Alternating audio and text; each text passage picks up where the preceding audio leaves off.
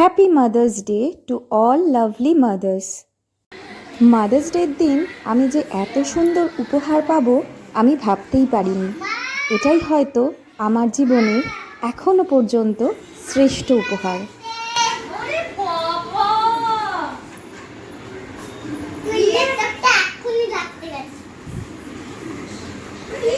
বাবা thank you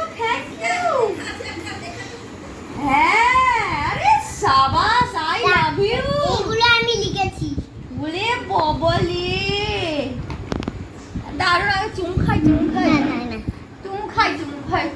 এটা মা মেনেছে আমি না।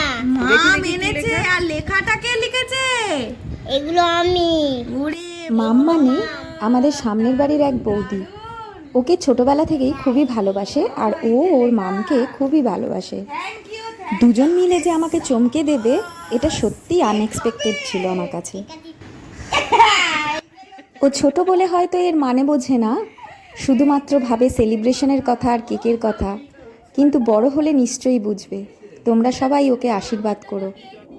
ভগবানের কাছে প্রার্থনা করি ও যেন খুব ভালো থাকে।